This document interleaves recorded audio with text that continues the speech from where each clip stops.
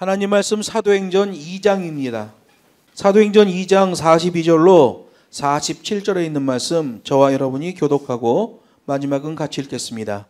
저희가 사도의 가르침을 받아 서로 교제하며 떡을 떼며 기도하기를 전혀 힘쓰니라. 사람마다 두려워하는데 사도들로 인하여 기사와 표적이 많이 나타나니 믿는 사람이 다 함께 있어 모든 물건을 서로 통용하고 또 재산과 소유를 팔아 각 사람의 필요를 따라 나눠주고 날마다 마음을 같이하여 성전에 모이기를 힘쓰고 집에서 떡을 떼며 기쁨과 순전한 마음으로 음식을 먹고 하나님을 찬미하며 또 온 백성에게 칭송을 받으니 주께서 구원받는 사람을 날마다 더하게 하시니라. 아멘. 본문 말씀을 가지고 초대교회의 장점을 배웁시다 라는 제목으로 하나님 말씀을 증거하겠습니다.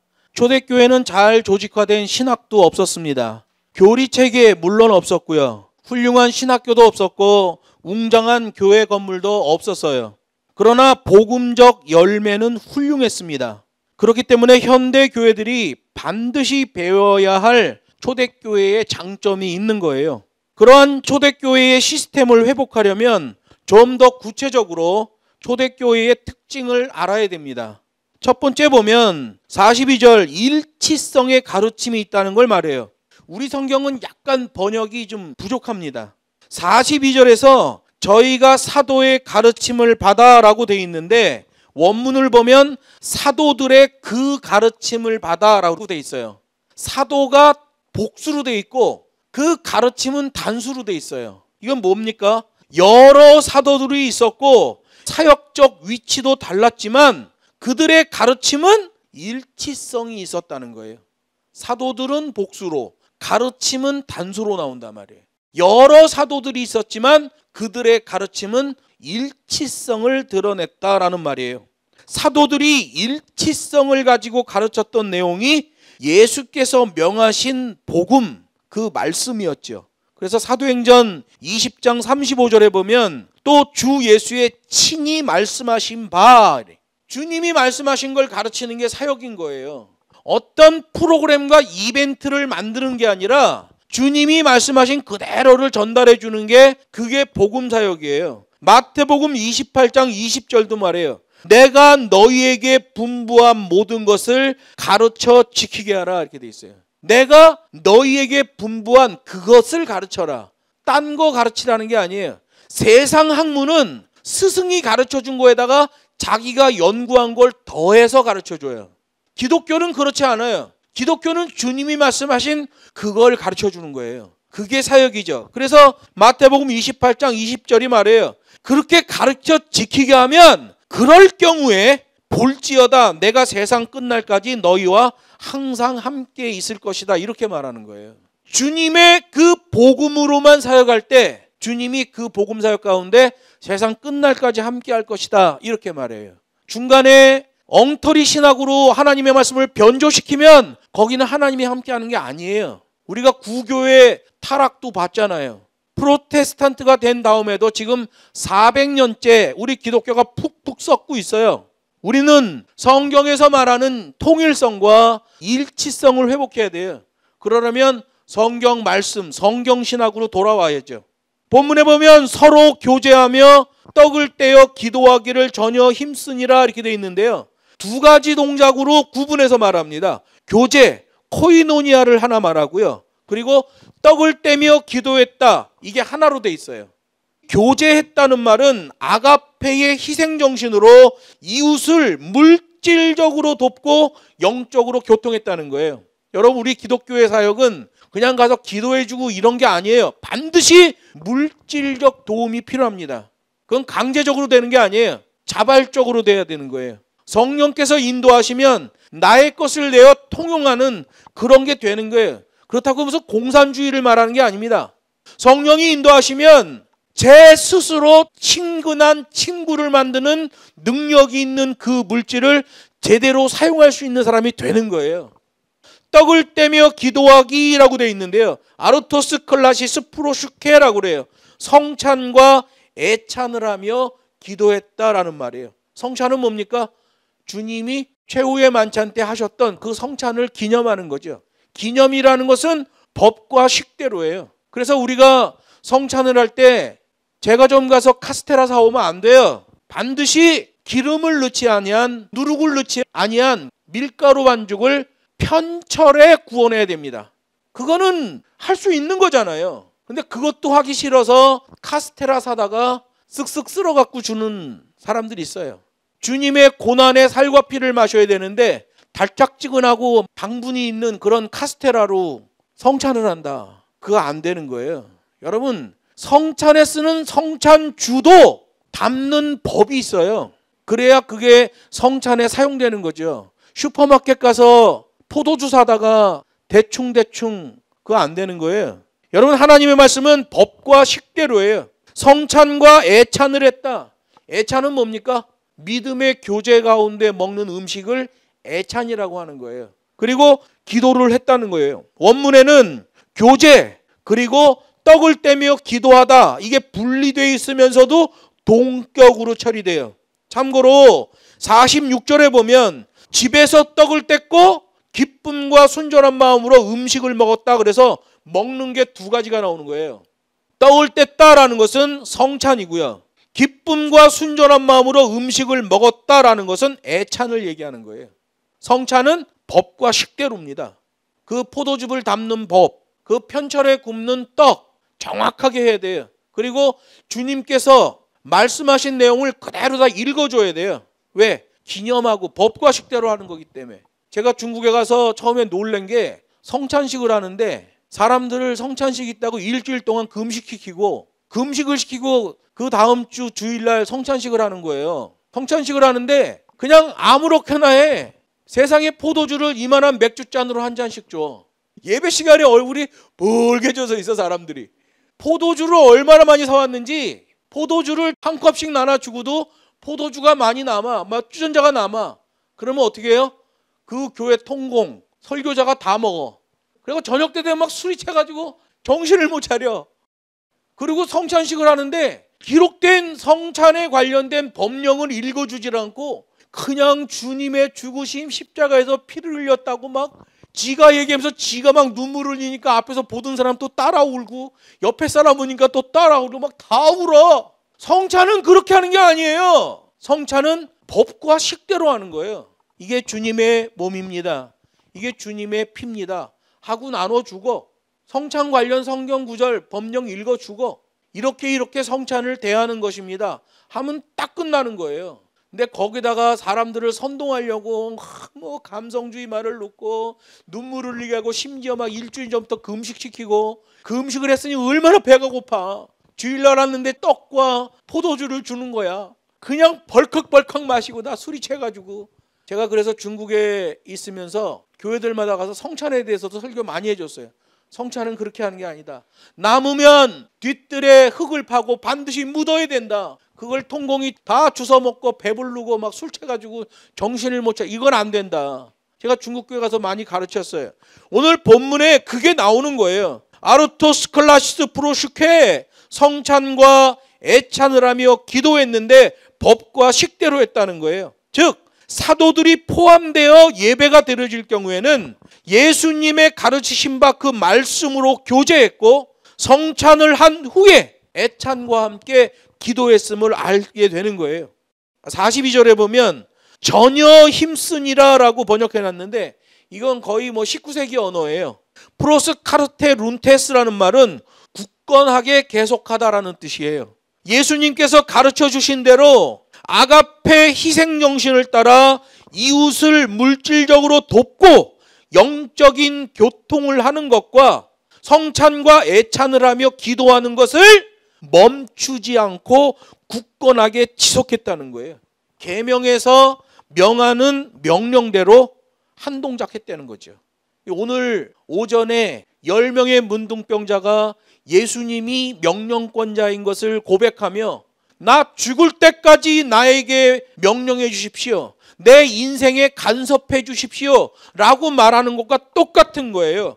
굳건하게 계속했다. 라는 것을 우리 성경에서는 전혀 힘쓰니라 라고 번역해 놨어요.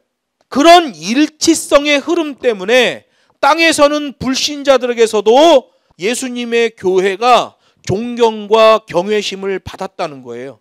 하늘로부터는 기사와 표적이 많이 나타나게 됐다고 오늘 43절도 증거하고 있는 거예요.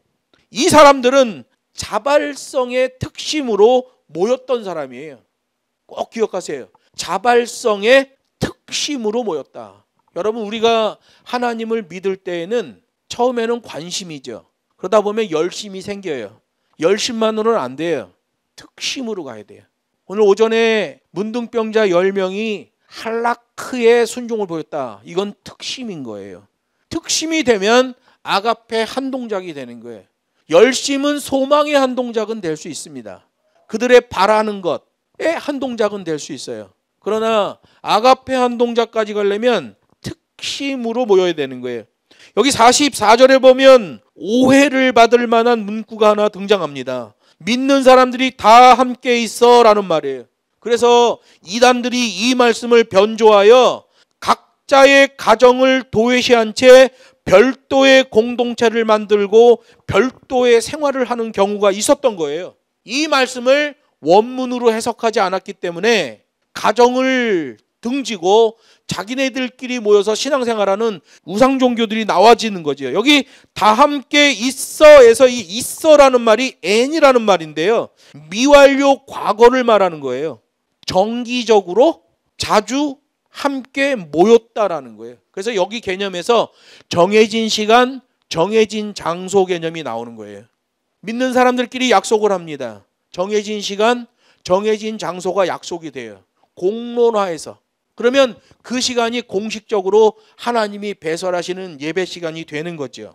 예전에는 성전 제사, 구약 규례를 따라 예루살렘 성전에서 모이는 게 정해진 시간, 정해진 장소에서의 모임이었어요. 언약적 통일성이라고 그래요. 그래서 성년 남자는 1년에 몇 차례씩 예루살렘 성전에 날짜를 맞추어 그 장소로 모였죠. 언약적 통일성이라고 그래요.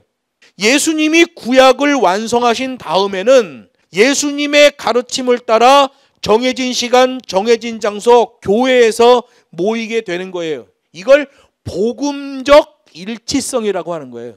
언약적 통일성과 복음적 일치성은 서로 대립하지 않습니다. 똑같은 거예요. 언약은 히브리어로 베리트라고 하는데요. 이 언약적 통일성은 유대인들에게만 해당했죠. 그래서 혈통이에요. 모든 유대인의 남자들은 1년에 3차례씩 여호와께 그 얼굴을 보일지어다 라고 해요. 그래서 그 3개의 절기가 되면 모두 예루살렘으로 다 모이는 거예요. 정해진 시간, 정해진 장소에 모여지는 거죠. 그래서 언약적 통일성은 유대인 혈통에 관련된 거예요. 구약이 예수님에 의해서 완성된 다음에는 복음적 일치성을 보이는 거예요. 유앙겔리온, 복음에 일치되는 거예요. 그래서 유대인뿐만 아니라 헬라인도 포함되고 모든 사람이 다 포함돼요. 모든 사람에게 해당하는 게 복음적 일치성이에요. 언약적 일치성은 유대인 혈통에 적용되는 거예요. 복음적 일치성은 모든 사람에게. 그래서 구약시대인 혈통이 유대인이면 된 거야. 내가 유대인의 혈통을 가졌다. 그러면 정해진 시간, 정해진 장소 효과가 나와요. 그런데 신약시대는 모든 사람이란 말이에요. 모든 사람이기 때문에 그 사람들에게서는 어떻게 효과가 나오냐면 자세의 믿음으로 효과가 나와지게 돼 있어요. 오늘 오전에 10명의 문둥병자에 대한 얘기 했잖아요. 수동적 순종에서 능동적 실천으로 나가는 그 분기점이 있단 말이에요. 그게 바로 자세의 믿음이 나와질 때예요.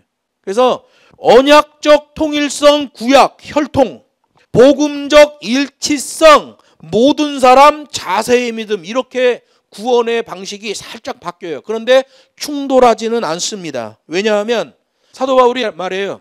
유대인이나 헬라인이나 모든 사람이 다 그리스도의 법 안에서 구원을 받는다, 이렇게 얘기해요. 그래서 구약의 언약적 통일성이나 신약의 복음적 일치성은 다 같이 통용되는 거예요. 비슷한 말 같은데 통일성은 구약에, 일치성은 신약에 적용되는 거예요. 그런데 양키 신학을 보면 다양성을 말합니다. 우리가 사는 세상에서는 다양성을 인정해 주는 것 좋지요. 그러나 복음은 다양성을 인정하면 안 돼요. 복음은 일치성입니다. 구약 시대부터 통일성과 일치성으로 내려오고 있는 거예요. 이 양키 신학 다양성에 오염돼 버리면 인본주의, 감성주의, 혼합주의, 자유주의가 판을 치는 세상이 돼 버려요. 양키 신학을 무분별하게 받아들인 우리 한국교회, 지금 그 부조화가 그대로 나타나고 있는 걸 보게 되는 거예요. 모든 물건을 서로 통용하고 라는 말은 서로 필요한 물건을 공유했다는 의미예요. 어떤 사람이 나 돈 없어, 나 뭐 없어, 그런 소리 했다는 게 아니에요. 성령에 충만하다 보니까 그 사람의 부족함이 눈에 보이는 거예요. 그래서 내가 자발적으로 내어 통용했다라는 말이에요. 부요함 때문에 되는 거죠. 가끔 교회 안에 보면 자기가 돈 좀 있다고 이렇게 걸떡걸떡거리는 사람들이 있어요. 그거 좋은 거 아니에요. 돈이 있으면 그 돈 있는 거로 성령 앞에 겸손해져야 돼요. 하나님 앞에 겸손해져야 돼요. 성령께서 그 마음을 부욕해 하시면 그 물질의 순기능을 나오게 해야 돼요. 오늘 초대교회 성도들이 그렇게 자발적으로 필요한 물건을 공유했다는 거예요.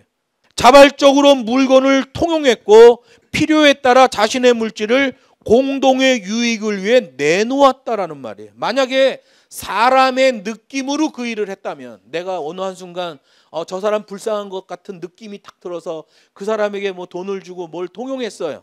사람의 느낌으로 행한 일이라면 나중에 그 느낌이 사라질 경우 후회를 하거나 아깝다는 생각이 들 수 있는 거예요. 그런데 성령의 인도하심으로 된 일이라면 후회가 없어요. 내가 내 있는 물질, 큰 물질을 그에게 띄워줬는데도 그 다음에 아깝거나 이런 후회 전혀 나오지 않아요. 다만 그 일을 하게 해주신 것에 대한 감사만 나올 뿐이죠. 저는 중국에 가서 진짜 돈을 많이 썼어요. 정말 돈 많이 썼어요, 우리 가서. 그런데 지금 이렇게 생각해 보면 감사하다는 생각이 들어요. 내 인생의 최고 절정기 20년을 중국에다 다 쓴 거예요. 저는 20년을 중국에다 썼잖아요. 인생의 최고 빛나는 시간을 다 거기다 썼어요. 근데 지금 생각해 보면 하나도 아깝지 않아요. 하나 되게 하는 성령, 아가페 한 동작, 법과 식에 의한 통일성과 일치성, 이게 초대교회에 특이하게 나타났던 강력한 영적 파워예요. 46절 47절 보면 순전한 마음의 신앙 때문에 세상 사람들로부터도 칭송을 받은 초대교회를 설명합니다. 여기 46절에서는 초대교회 당시의 그리스도인들이 유대교의 전통을 따라 성전에서도 모였다는 사실을 보여줘요.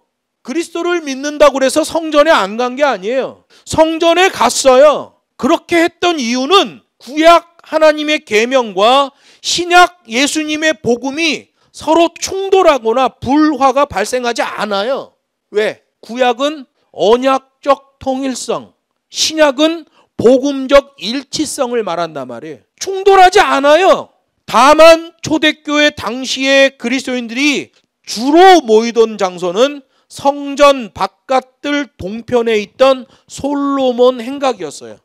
그러니까 예배 제사하고 이런 거는 성전 안에 들어가서, 끝나면 기독교인들은 따로 바깥들로 나와서 동쪽에 있는 솔로몬 행각에 기독교인들이 다 모였던 거죠. 거기서 이제 예수의 행하심, 예수께서 가르쳐줬던 거, 이런 것들을 이렇게 외치는 그런 장소였어요.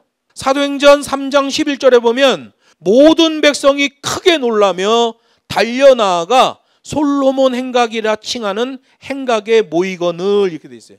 성전 미문에서 동냥을 하던 안준뱅이가 벌떡 일어난 거예요. 그래서 예루살렘 성전에 있는 사람들이, 유대인들이 다 놀랬어. 놀래가지고 어디로 가요?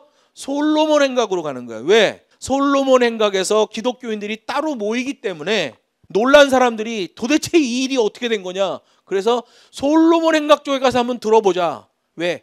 기독교인들이 거기에 모이기 때문에. 사도행전 5장 12절에서 나와요. 믿는 사람이 다 마음을 같이하여 솔로몬 행각에 모이고, 이렇게 돼 있어요. 성전은 유대 전통에 의한 제사를 하는 곳이죠. 예수님은 그곳의 제사의 형식에 대해서는 불문하셨어요. 말씀을 안 하셔. 예루살렘 성전에서 제사를 한다. 그 형식대로 하고 있잖아요. 뭐라 안 하셔요. 그러나 그 내용에 대해서는 헛발질이라고 하셔요. 그래서 성전 정화도 2번 하시잖아요. 그들이 예루살렘 성전에서 짐승을 번제로 바치고 뭐 이런 거 다 구약에 계시되어 있는 거예요. 형식은 말하지 않으셔요. 그런데 내용으로 들어가면 그들은 헛발질을 하고 있다. 그래서 여러분, 교회가 만들어지고 교회에 사람이 모여서 예배를 한다 해서 그 예배가 다 아니에요. 예배는 나는 죄인입니다 라고 와서 하나님께 용서를 구하는 자들이 참여하는 거예요. 예배는 하늘로부터 오는 거예요.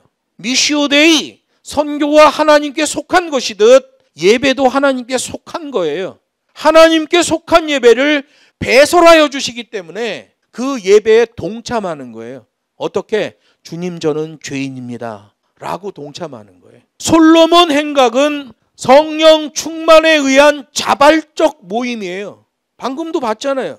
모든 백성이 크게 놀라며 자발적으로 달려나아가 솔로몬 행각에 모이거늘 믿는 사람들이 다 마음을 같이하여 자발적으로 솔로몬 행각에 모이고 이렇게 돼 있단 말이에요. 성전은 유대 전통에 의해 모이는 거예요. 통일성이에요. 솔로몬 행각은 성령 충만에 의한 일치성 자발적 모임이란 말이에요. 초대교회 당시에 적절한 예배당이 없는 상황이기 때문에 솔로몬 행각에서 모였던 거예요. 원래 이 솔로몬 행각 쪽은 여자들이 모이는 곳입니다. 성전 바깥들이기 때문에 노예, 일꾼 이런 사람들이 주인 따라왔다가 성전 바깥들 동쪽에 있는 솔로몬 행각 쪽에 가서 기다리는 거예요. 여자들은 성전 안으로 못 들어가. 성전 바깥들에 있는데 그 동쪽이 좀 넓은 데가 있어요. 솔로몬 행각 쪽이. 거기 가서 쉬는 거지요. 주인이 나올 때까지, 남편이 나올 때까지, 아들이 나올 때까지. 근데 기독교인들은 성전 안에서 제사하고 나와서 그 솔로몬 행각에서 예수께서 행하신 일, 뭐 예수께서 말씀하신 일 이런 거를 자꾸 선포했단 말이에요. 그러니까 솔로몬 행각이 어떻게 하다 보니까 그렇게 기독교인 모임이 된 거예요. 무슨 일만 터지면 사람들이 그쪽으로 가서 죄다 모이는 거지요. 여기 47절에서 말하는 온 백성에게 칭송을 받으니라는 말은요, 당시의 공문서를 말하는 거예요. 당시의 로마 총독이 플리니우스라는 총독이었는데, 플리니우스 총독이 로마에 있는 트라얀 황제에게 보낸 공문서에 있는 내용을 여기다가 기록해 놓은 거예요.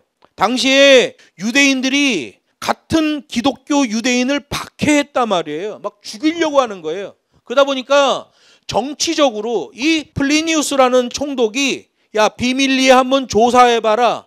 도대체 같은 유대인끼리 종교상 무슨 문제가 있길래 유대인들이 기독교인들을 저렇게 죽이려고 하는 것이냐? 비밀리에 조사를 했어요. 조사하고 이렇게 결론을 내려요. 그리스도인들은 법 그 이상을 실천하는 사람들이다.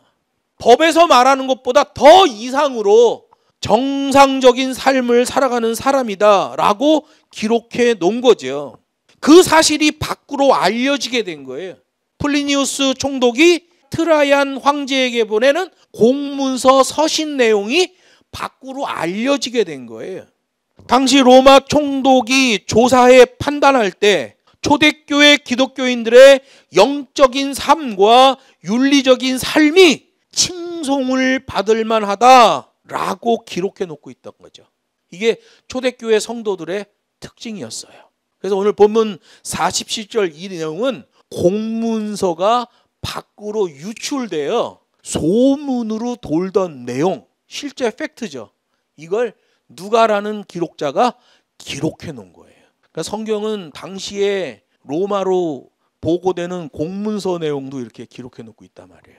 초대교회 성도들은 모이기에 힘썼어요. 예수님도 말씀하세요. 마태복음 18장 20절에 보면 그런 순전한 기독교인 2-3명이 모이는 곳에 나도 꼭 함께 하겠다 이렇게 약속하셔요. 그때 세상 사람들도 존경하고 경외할 영적 파워가 나와지는 거예요. 모이기에 힘쓰는 자들. 그리고 초대교회 성도들은 사도들의 가르침을 잘 받았어요. 사도들은 예수님의 말씀을 전하는 것과 기도에 온 열정을 다했죠. 오늘 우리가 찬양도 했지만 주는 그리스도시요 살아계신 하나님의 아들입니다. 이 어마어마한 고백 위에 초대교회가 세워진 거예요. 이들은 모일 때마다 그걸 외쳤던 거죠. 주는 그리스도시요 살아계신 하나님의 아들입니다. 이 고백을 했던 거예요. 열심히 가르치는 사역자가 있고 열심히 배우는 성도가 있는 교회는 영적 파워가 나와지는 거예요. 초대교회 사도들이 죽으라고 외치는 거예요. 주는 그리스도시요 살아계신 하나님의 아들입니다. 그리고 예수가 말씀하신 것, 예수가 행하신 것을 계속 선포하는 거예요. 성도들이 그걸 열심히 듣고 배웠어. 그랬더니 초대교회의 영적 파워가 나와지고 거기에 유대에 파견되어 있던 로마 총독이 공문서에다가 이 그리스도인들은 법이 없어도 살 사람입니다. 법보다도 더 이상의 수준으로 살아가고 있는 사람입니다. 라고 황제에게 보고를 할 정도가 되는 거죠. 디모데전서 4장 16절에도 그렇게 말해요.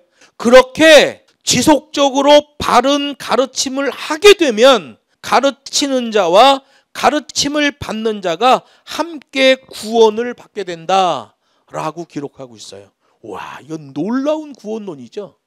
디모데전서 4장 16절 바른 가르침을 하게 되면 가르치는 자와 가르침을 받는 자가 함께 구원을 받게 된다. 구원론입니다. 만약에 어느 교회 목사가 엉터리 설교를 하고 엉터리 가르침을 하고 있다. 전부 지옥입니다. 가르치는 자와 배우는 자가 통일성의 말씀, 일치성의 말씀으로 가야 돼요. 다양성으로 하면 안 됩니다. 무슨 제자양육 교제 이런 것들 전부 다양성의 산물이거든요. 프로그램과 이벤트 전부 다양성의 산물입니다. 성경에선 그런 거 하라고 한 적이 없어요. 근데 이 시대 교회는 그거 하죠. 왜 해요? 양키 신학이 그런 거 하라고 하니까 그렇게 하는 거예요. 그런데 대부분의 교회들이 거기에 오염되어 있기 때문에 그게 잘못된 걸 몰라요. 그냥 가는 거예요. 디모데전서 4장 16절에 있는 말씀, 가르치는 자가 바른 것을 가르치고 배우는 자가 그 바른 것을 제대로 배우면 가르치는 자와 배우는 자가 다 구원을 받게 될 것이다 라고 기록해 놓고 있어요. 초대교회 성도는 성도 간의 교제에도 힘썼어요. 교제는 사귐이죠. 형제가 되고 자매가 되는 거예요. 분리될 수 없는 지체예요. 우주적인 한몸 교회예요. 예수 그리스도 안에서의 성도의 교제는 예수와 한 몸을 이루어가는 거기 때문에 일반적인 세상에서의 사회적 사교성 따위와는 다른 겁니다. 요즘은 성공하려면 소셜 인게이지먼트가 중요하다고 그러죠. 사회적 기지, 사회적 사귐. 여러분 소셜 인게이지먼트는 소모적이에요. 하나님과의 사귐, 성도 간의 사귐은 생산적인 은혜예요. 그걸 꼭 기억해야 돼요. 그러므로 성도의 교제가 일어나면 사역적 놀라운 열매를 맺게 되고 충성된 종이라 칭함을 받게 되는 거예요. 북경에 가면 우리 학생들은 다 기숙사에서 같이 생활합니다. 먹는 게 똑같아 갖고 똥냄새도 똑같아. 먹는 게 똑같아 갖고 얼굴색도 똑같아. 그렇게 몇 년 같이 살다 보면 소셜 인게이지먼트, 사회적 사귐, 사회적 기지, 처세술 이것보다 훨씬 더 수준 높은 성도의 교제, 형제가 되고 자매가 되는 그런 것을 경험하게 되는 거예요. 말씀을 맺습니다. 모이기에 힘쓰고 열심히 가르치고 배우며 성도의 아름다운 교제가 있는 푸른숲 평안교회가 되기를 소망합니다. 교회가 세상으로부터 손가락질을 당하고 있는 이 엄혹한 시절에 성령의 온전한 기름 부으심을 받는 교회가 되어야 돼요. 초대교회의 장점을 잘 계승해서 하나님의 계명이 왕의 말씀으로 선포되고 그 왕의 말씀에 100% 순종하는 저와 여러분 되기를 주 예수의 이름으로 축복합니다.